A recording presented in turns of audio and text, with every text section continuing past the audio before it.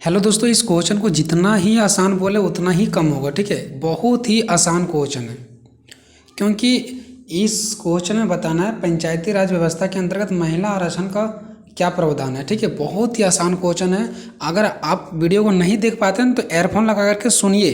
अगर एयरफोन नहीं तो बस कान के पास लगा करके सुनिए, आपको एक बार में याद हो जाएगा।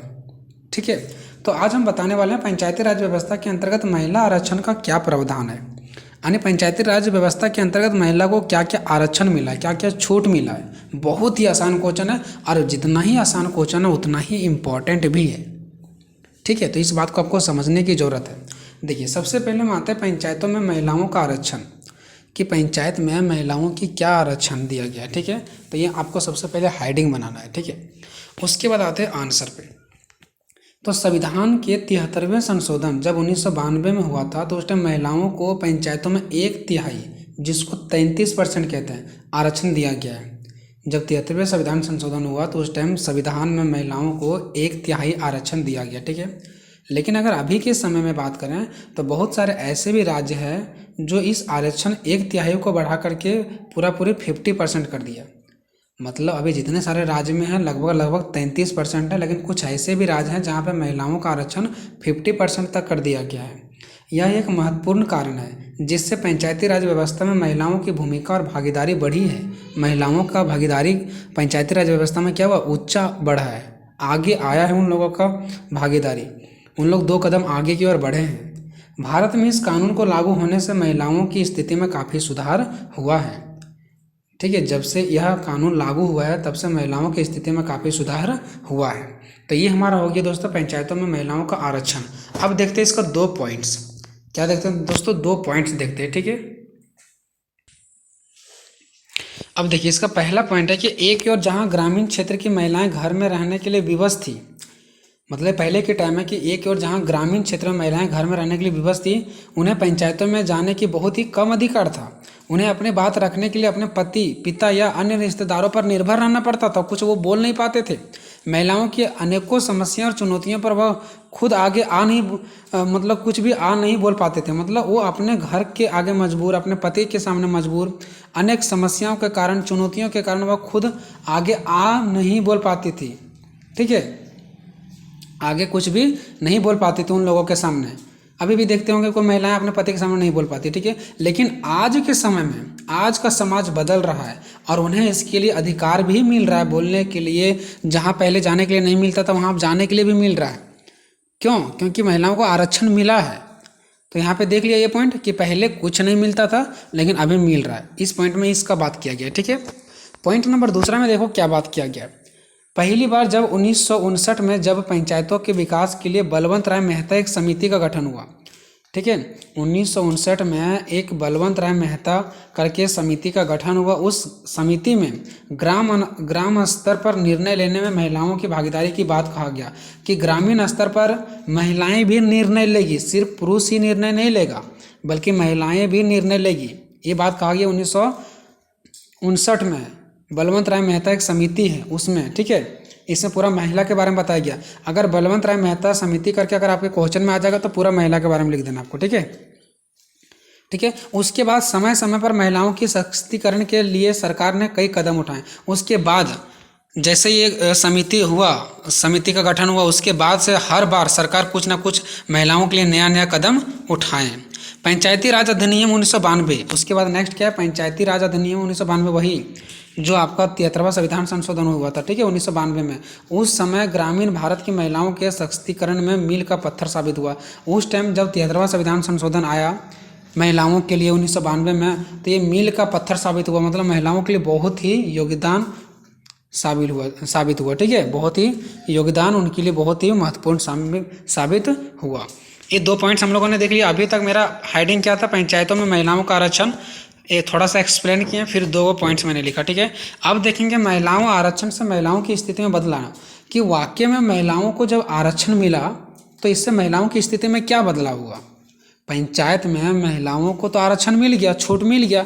अब छूट मिलने के बाद उनका स्थिति कैसा है, उसका स्थिति पहले कैसा था और उससे अब कैसा हो गया, क्या बदलाव हो गया, तो चलो देखते हैं। 73वें संविधान संशोधन के बाद पंचायती राज में महिला आरक्षण से महिलाओं की स्थिति में निरंतर बदलाव आ रहा है। देखिए क्या बताया गया कि यहाँ पे ना, ठीक है, 73वें संविधान संशोधन के बाद क्या हुआ, पंचायती राज में महिलाओं का आरक्षण से महिलाओं की स्थिति में निरंतरण में बदलाव आ रहा है। मतलब जो 73वां संविधान संशोधन आया है उसके बाद से महिलाओं की स्थिति में क्या हो रहा है, बदलाव आ रहा है। इससे पंचायती राज संस्थाओं में महिलाओं की भागीदारी बढ़ी। इससे क्या हुआ, पंचायती राज व्यवस्था में महिलाओं की भागीदारी बढ़ी। आज लाखों पंचायतों से प्रतिनिधि चुनकर आ रहे हैं। मतलब आज पहले एक भी आप नेता के रूप में नहीं देखते होंगे महिलाओं को, लेकिन अभी लाखों पंचायतों से लाखों लोग अभी प्रतिनिधि के रूप में चुनाव जीत करके आ रहे हैं, शामिल हो रहे हैं। इनमें महिलाओं की संख्या बढ़ रही है। पंचायती राज के माध्यम से अब लाखों महिलाएं राजनीति में हिस्सा ले रही है, जबकि पहले नहीं लेती थी। और अभी लाखों पंचायतों से लाखों महिलाएं राजनीति में भाग ले रही है। ठीक है, और भी देखते हैं कि महिला आरक्षण से महिला की स्थिति में क्या क्या बदलाव आया। पॉइंट नंबर 1, बालिका शिक्षा के प्रति सोच सकारात्मक हुई। पहले बालिकाओं को शिक्षा नहीं दिया जाता था, अभी शिक्षाएं दी जा रही है और सोच सकारात्मक हो गया, पॉजिटिव हो गया। और उसके प्रति लोगों की रुचि भी बढ़ रही है कि हाँ, हम महिला को पढ़ाएंगे, अपने बेटियों को पढ़ाएंगे। पहला ये बदलाव आया।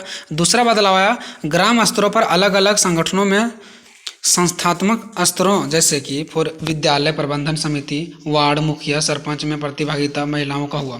मतलब पहले क्या होती थी, इन सब चीज़ों में महिलाओं भाग नहीं लेती थी। ये सब संस्थात्मक में स्तरों पर महिला भाग नहीं लेती थी, लेकिन अभी विद्यालय समिति में, वार्ड में, मुखिया में, सरपंच, हर जगह महिलाएं भाग लेती है। तीसरा पॉइंट है आपका, आरक्षण के कारण महिलाएं अपने अधिकारों व अवसरों का लाभ उठा रही है। आरक्षण के कारण, जब से इसको आरक्षण मिल गया ना, तो उस आरक्षण का महिलाएं लाभ उठा रही है। ठीक है, वो अधिकारों और अवसरों का लाभ उठा रही है, ऐसा नहीं कि ये छोड़ दे रही है, सो उठा रहे हैं। ठीक है। चौथा, पुरुषों के साथ कदम के कदम मिलाकर विकास कार्यों में सहभागिता बढ़ रही है। मतलब महिलाएं भी क्या कर रही है, पुरुषों के साथ कदम से कदम मिलाकर के पुरुषों को साथ दे रहे हैं और ये अपने आगे बढ़ रहे हैं। पांचवें, महिलाओं में आत्मनिर्भरता और आत्मसम्मान का विकास हुआ। जब से आरक्षण इन लोगों को मिला ना, महिलाओं को, तब से इन्हें आत्मनिर्भरता, मतलब अब ऐसा महसूस होने लगा कि हम अकेले भी कुछ कर सकते हैं, और आत्मसम्मान का, और खुद के अपने अंदर के प्रति इन लोगों को रुचि पैदा हुआ कि हम ये चीज़ को कर सकते हैं। छठा, पंचायत के कार्यों पर सवाल करना। पहले पंचायत के कार्यों पर सवाल नहीं करते थे, अभी सवाल करना, ज़रूरत के अनुसार संगठन के लिए मांग करना, और अगर ज़रूरत के अनुसार कोई चीज़ का मांग है तो वो मांग भी करते हैं। मतलब अब इन लोगों का थोड़ा सा मुंह खुला, पहले नहीं खुलता था। ठीक है, मैं समझाने के थ्रू कर रहा हूँ। अगर आप लड़की हैं, देख रहे हैं, चाहे वो मेरा भाई हो, चाहे बहन हो, कोई भी हो, ठीक है, आप बुरा नहीं मानेंगे। ठीक है, मैं समझाने के लिए आपको ऐसा बोल रहा हूँ। ठीक है। 7 नंबर, SC ST और अन्य पिछड़े वर्ग की महिलाओं को आरक्षण के कारण राजनीतिक क्षेत्र में कदम रखने का अवसर भी प्राप्त हो गया। SC ST और अन्य पिछड़े वर्ग की जितने भी सारे महिलाओं हैं ना, वो आरक्षण के कारण अब राजनीति में भाग ले सकती है, पहले नहीं मिलता था इन लोगों को। 8वां, जिला व राज्य से बाहर जाने पर का भी अवसर इन लोगों को मिलने लगा। ठीक है, पहले जिला से बाहर, राज्य से बाहर नहीं जाने मिलता था इन लोगों को, घर में बंद करके रखता था, लेकिन अब ये जा सकती, घूम सकती है। ठीक है। अतः कहा जा सकता है कि आरक्षण की व्यवस्था के कारण पंचायती राज में ही नहीं, बल्कि पूरे देश के सभी वर्गों की महिलाओं को सामाजिक में, आर्थिक और राजनीतिक क्षेत्र में कार्य करने का अवसर प्राप्त हो गया। सिर्फ पंचायत राज में ही नहीं, पूरा देश में ही, पूरा सामाजिक मामला में, कोई आर्थिक मामला में, राजनीतिक मामला में, हर मामले में इन्हें अवसर प्राप्त हो गया। पंचायत राज व्यवस्था के माध्यम से महिलाओं का जीवन बहुत ही प्रभावी हुआ, अच्छा हुआ। सही मायने में पंचायती राज ने महिलाओं को समाज का एक विशेष सदस्य बनने का मौका दिया।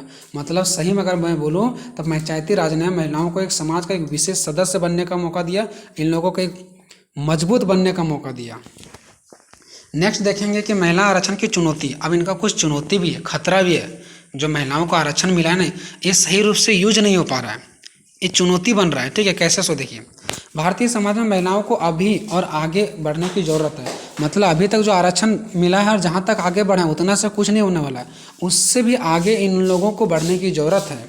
विभिन्न अधिकार और आरक्षण प्राप्त होने के बावजूद भी, अलग अलग अधिकार, अलग अलग आरक्षण प्राप्त होने के बावजूद भी ना, आज भी बहुत सारे ऐसे पंचायतों में महिलाओं की जगह उनके पति, पुत्र, पिता या रिश्तेदार उनकी भूमिका निभाते हुए नजर आते हैं। आज भी जहाँ महिलाओं को होना चाहिए वहाँ उसका पति, बेटा, रिश्तेदार नजर आते हैं।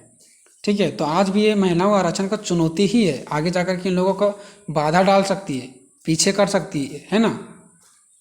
दूसरा, अधिकतर निर्वाचित महिलाओं को निर्वाचक सदस्य होने के विषय में पूर्ण जानकारी भी नहीं है। जो अधिकतर निर्वाचित महिला हैं, जो निर्वाचित होते हैं, जो चुनाव लड़ने के लिए आते हैं, ठीक है, अब तो फिर जो मतलब ऑलरेडी जीत चुके हैं, उनको इस सब चीज़ के बारे में पता भी नहीं होता है। क्यों? क्योंकि मान लीजिए क्या होता है कि मुखियान है, कोई मुखियान है, लेडीज़ है, वो जीत गई, लेकिन उसका सारा काम कौन कर रहा है? उसका हस्बैंड जो मुखिया है, वो कर रहे हैं, तो इसको पता चलेगा कानून व्यवस्था के बारे में? कुछ नहीं पता चलेगा, है ना। तीसरा, ग्राम सभा की बैठकों में वे मौन दर्शक बनी रहती है। जो ग्राम सभा का कहीं वगैरह बैठक वगैरह होती है ना, तो वहाँ पे वो मौन दर्शक बनी रहती है। मौन दर्शक का मतलब तो चुपचाप बैठी रहती है, जबकि इसको बोलना चाहिए, लेकिन ये लोग नहीं बोलते हैं। और उनके रिश्तेदार ही पंचायत के कामों का संचालन करते हैं। जब उसका रिश्तेदार ही करते हैं तो ये चुपचाप बैठे रहते हैं, जबकि इनको भाग लेना चाहिए। तो ये भी एक हमारा खतरा है। चौथा, महिलाएं वही करती है जो उनके पति और रिश्तेदार करते हैं। ये भी एक बहुत बड़ा प्रॉब्लम है। अगर उनसे पंचायतों के बारे में कुछ पूछा जाए तो वह एक ही वाक्य में अपनी बात को समाप्त करने पर लगी रहती है कि हम डर रहे हैं, हम एक ही बात को बोल के चुप हो जाएं। ऐसा वो लोग सोचते हैं, जो कि ये एक इन लोगों का आरक्षण का आगे जाकर के खतरा पैदा होगा। देखिए, अगर संक्षेप में कहें तो पंचायती राज व्यवस्था से ग्रामीण महिलाओं की स्थिति में काफ़ी सुधार तो आया है, परंतु अभी भी पंचायती राज में महिलाओं की भूमिका इतनी सख्त नहीं हुई जितना होना चाहिए। ठीक है, इस व्यवस्था में अपनी जोरदार भूमिका निभा सके, इतना भी मजबूत नहीं हो पाया है, लेकिन मजबूत करने की ज़रूरत है। इसके लिए महिलाओं को भी निडर होना और आगे आने की ज़रूरत होगा। ठीक है, आगे नहीं आएंगे तो कुछ नहीं होगा, इसलिए इन लोगों को आगे आना ही पड़ेगा। चलिए, अब हम लोग देखते हैं कि महिलाओं को पंचायत राज में उचित स्थान। उचित स्थान का मतलब क्या हो गया कि अगर हम महिलाओं को समाज में उचित स्थान देना चाहते हैं तो इसके लिए हमें क्या क्या करना चाहिए। तो महिलाओं को पंचायती राज में उचित स्थान के लिए निम्नलिखित प्रयास किया जाना चाहिए हम लोगों के द्वारा। पहला, महिला सभा का आयोजन और जागरूक करना चाहिए। महिलाओं सभा का आयोजन करना चाहिए, हमेशा महिलाओं को बुलाना चाहिए, उसका सभा बनाना चाहिए और उन लोगों को जागरूक करना चाहिए। दूसरा, गांव के विकास में महिलाओं को शामिल करना। गांव का हमेशा जब भी विकास होता है, कोई भी चीज़ हो तो उसमें हमेशा महिलाओं को शामिल करना चाहिए। तीसरा पॉइंट है, पहले से मौजूद महिला समूह। जो पहले से महिलाओं का समूह चल रहा है उसको तोड़ना नहीं, बल्कि उसको और मजबूत बनाना, उसके साथ और लोगों को जोड़ना। चौथा है, किशोरी समूह को ग्राम स्तर पर मजबूत करना। जो किशोरी समूह है, जो बालक लोग हैं, छोटे लोग हैं, लड़कियां हैं, उन सभी को ग्राम स्तर पर, पंचायती स्तर पर उन लोगों को मजबूत करना, उनके नियम कानून के बारे में बताना। ठीक है। पांचवा है, अधिक से अधिक महिलाओं को ग्राम स्तर पर मौजूद, यानी अधिक से अधिक महिलाओं को ग्राम स्तर पर मौजूद किया जाना चाहिए, उन्हें मौका देना चाहिए। उसका छठा, हर प्रतिनिधि अपने कार्यों की जिम्मेदारी की समझ देगा, और हर प्रतिनिधि अपने कार्यों के प्रति जिम्मेदारी भी समझे, तभी ये चीज़ें आगे बढ़ सकता है, नहीं तो नहीं बढ़ जाएगा। हर चीज़ों को, हर एक कार्यों को जिम्मेदारी से ही करनी चाहिए। ठीक है दोस्तों, तो इस प्रकार से ये जो क्वेश्चन है दोस्तों बहुत ही आसान था। क्या वाकई में आसान था या मैं आपको झूठ बोल रहा था, ये आप लोग कमेंट बॉक्स में बताएंगे। मिलेंगे नेक्स्ट वीडियो में दोस्तों, तब तक जय हिंद, जय भारत।